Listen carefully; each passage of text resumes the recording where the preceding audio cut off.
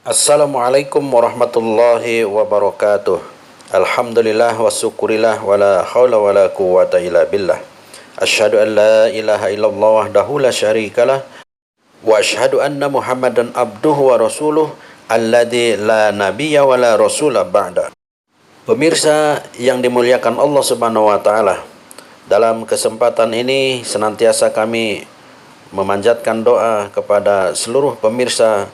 Kiranya Allah Subhanahu wa taala selalu memberikan kesehatan dan melapangkan hati dan rezeki kita, serta dilancarkan segala urusannya, baik urusan duniawi maupun ukhrawi kita. Pada kesempatan kali ini kita akan membahas tentang pemanfaatan alam. Namun seperti biasanya, sebelum kita memasuki pada pembahasan, kami senantiasa memohon bantuan kepada pemirsa semuanya agar tetap memberikan subscribe, like, share, dan komennya, serta jangan lupa untuk tetap menyalakan tombol loncengnya agar tidak ketinggalan pembahasan dan update-update dari channel peradaban ini. Pemirsa yang dirahmati Allah Subhanahu wa taala, di antara tujuan diciptakannya manusia adalah beribadah hanya kepada Allah Subhanahu wa taala. Wa ma khalaqtul jinna wal insa illa liya'budun. Telah banyak diyakini bahwa beribadah kepada Allah Subhanahu wa taala, melaksanakan tugas dan diciptakannya manusia itu amat mulia dan dihormati setiap orang sebagaimana agama manapun yang dipeluk oleh orang. Ia akan tetap dihormati dan dilindungi sebagai hak asasi manusia.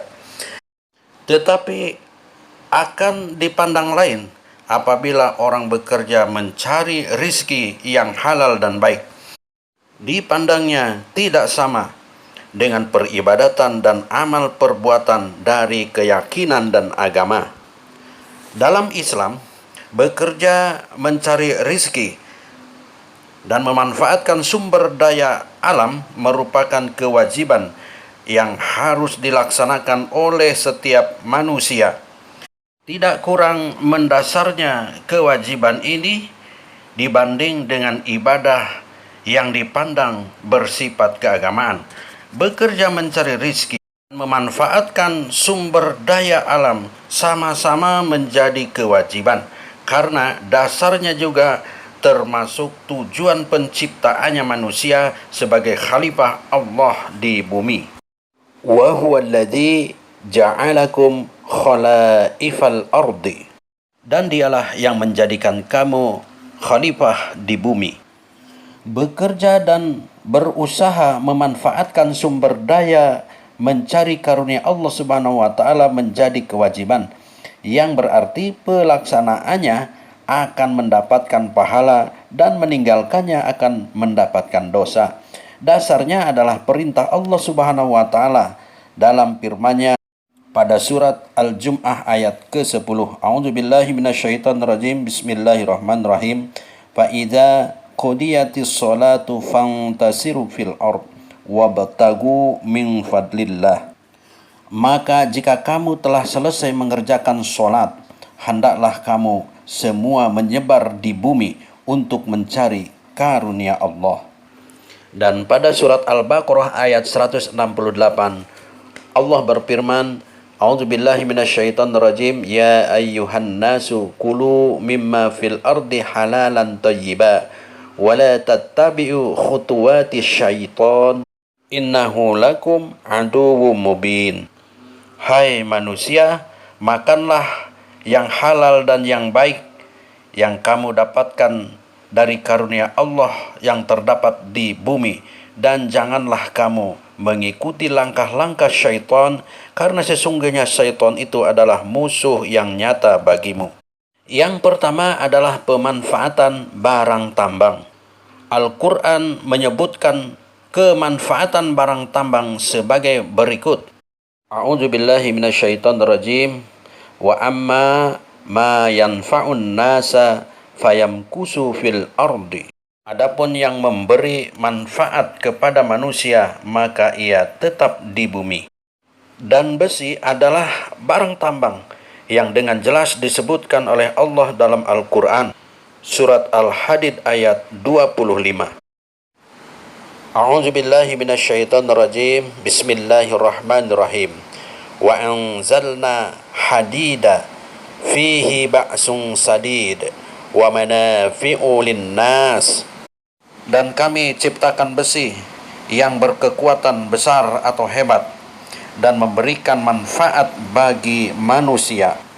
Ketika hamba Allah yang bertanggung jawab akan tugasnya sebagai khalifah Allah Subhanahu wa taala di bumi mengembangkan sumber daya alam berupa barang tambang, maka kuatlah memimpin umat sebagaimana Nabi Daud alaihi salam memimpin kerajaan yang sangat besar, dan Zulkarnain mampu membuat benteng melindungi penduduk suatu negeri dari ancaman Ya'juj dan Ma'juj.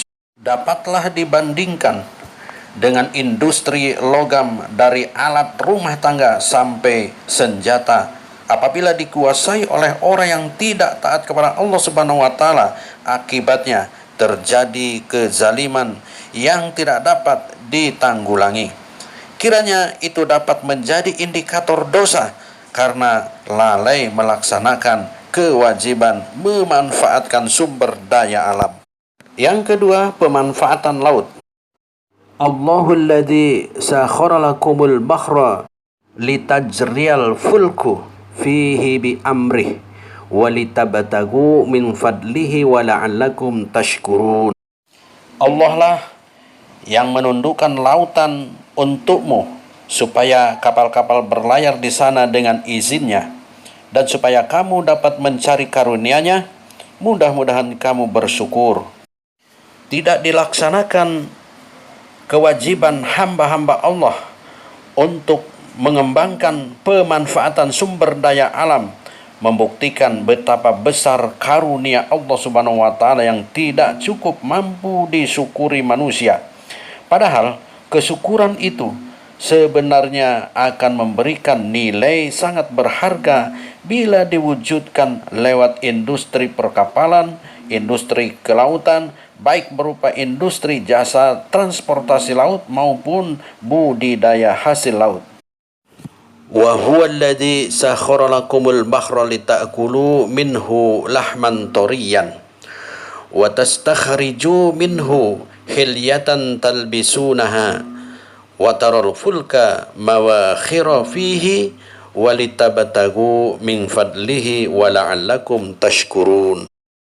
Dan dialah Allah yang menundukkan lautan agar kamu dapat memakan daripadanya daging ikan yang segar, dan kamu keluarkan dari dalam laut itu perhiasan yang kamu pakai, dan kamu lihat kapal-kapal berlayar di sana, dan supaya kamu mencari keuntungan dari karunia-Nya, dan supaya kamu bersyukur. Yang ketiga yaitu pemanfaatan tumbuh-tumbuhan. Sebagai bagian dari misi rahmatan lil alamin dan khalifatullah fil ardi, sebagaimana pemanfaatan alam secara keseluruhan, budidaya tumbuh-tumbuhan pun mendesak untuk dipelopori menuju kepada ibadah kepada Allah Subhanahu wa taala dan kultur yang penuh syukur akan nikmat dan karunia-Nya. Kenyataannya, tak sedikit krisis yang diakibatkan oleh eksploitasi sumber daya alam, termasuk tumbuh-tumbuhan yang tidak bersahabat dengan lingkungan hidup dan kelestariannya. Kenyataannya seperti itu menunjukkan bahwa pengelolaan sumber daya alam didominasi oleh eksploitasi untuk kepentingan hawa nafsu atau mempertuhankan selain Allah Subhanahu wa taala, baik secara perorangan, kolektif maupun konglomerasi. Firman-firman Allah Subhanahu wa taala dalam hal sumber daya alam tumbuh-tumbuhan senantiasa menunjukkan kebesaran karunia yang seyogyanya kesyukuran manusia sebanding dengannya. A'udzu billahi minasyaitonir rajim. Bismillahirrahmanirrahim.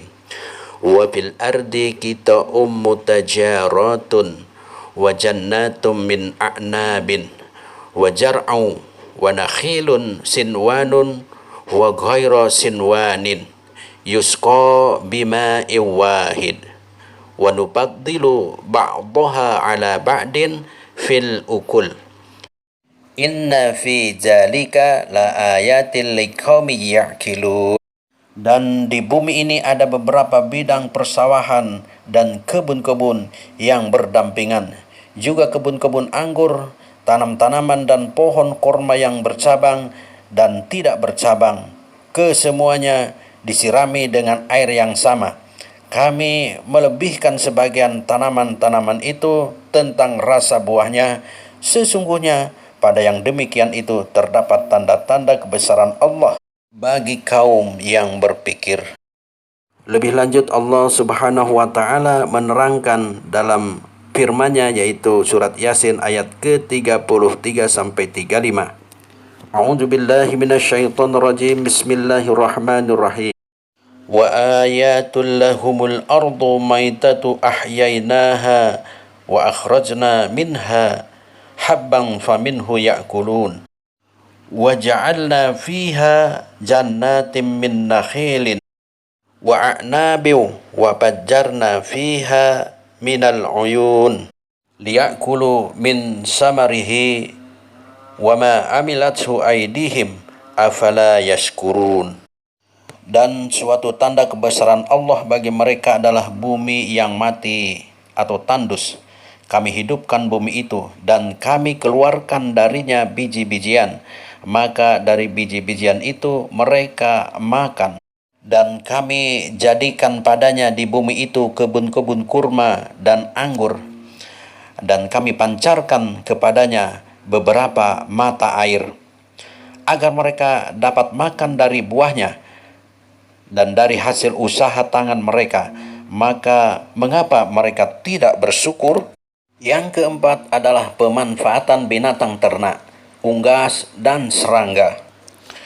Perintah Allah Subhanahu wa taala untuk membudidayakan binatang ternak secara jelas disebutkan dalam firman-Nya yaitu Quran surat Toha ayat ke-54 yang artinya, makanlah dan budidayakanlah binatang-binatang ternak itu. Sesungguhnya pada yang demikian itu menjadi tanda-tanda atau pelajaran bagi orang yang berakal. Membudidayakan binatang ternak tidak hanya untuk kemanfaatan dikonsumsi saja atau hanya untuk dimakan dagingnya saja, tetapi juga untuk transportasi dan bulunya untuk pakaian. Allah Subhanahu wa taala di dalam surat Mukmin ayat 79 sampai 80 berfirman yang artinya, Allah lah yang menjadikan binatang ternak untukmu, sebagiannya untuk kamu kendarai dan sebagiannya untuk kamu makan. Dan untukmu ada beberapa manfaat dari binatang ternak itu, dan di atasnya kamu mencapai suatu keperluan yang tersimpan dalam hati dengan mengendarainya. Kamu dapat diangkut dengan mengendarai binatang-binatang itu atau dengan mengendarai kapal. Wallahu a'lamu bishawab. Assalamualaikum warahmatullahi wabarakatuh.